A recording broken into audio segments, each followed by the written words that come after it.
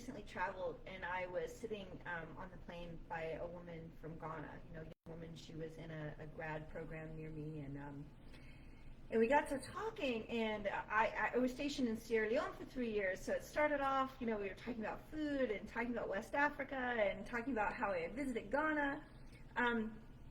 And then, we got to talking about like real stuff, and she was saying that, she came to the U.S. in January, and she had these expectations, because everyone talks about the dream of coming to America, and she talked about recently calling home and being like, it's not all it's cracked up to be.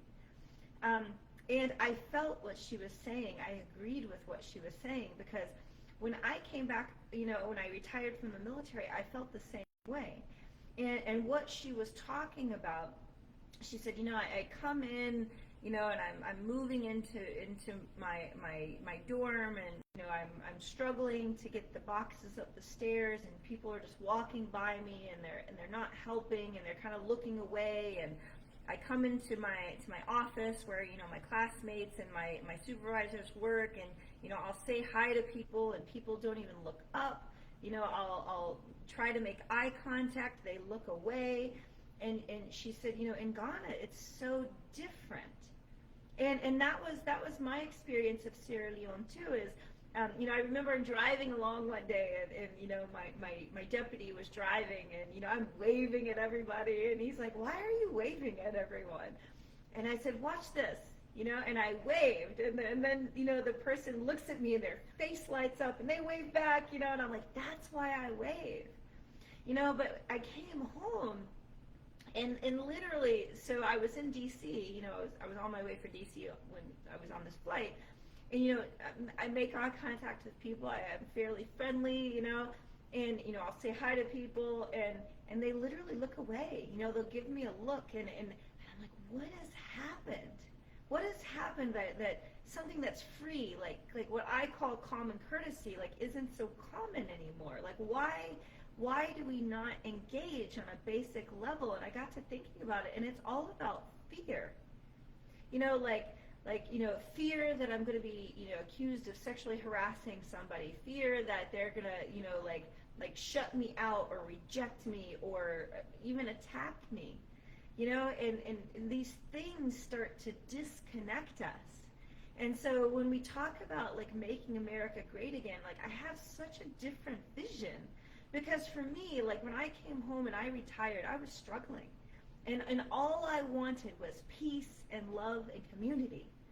And then I came home and we were divided, and there was all of this hate stirred up, and pointing fingers, and they're the problem, and this is why your country isn't safe, and they're eating your pets, and we need to build a wall, and they're taking your jobs, and I'm like, what is going on?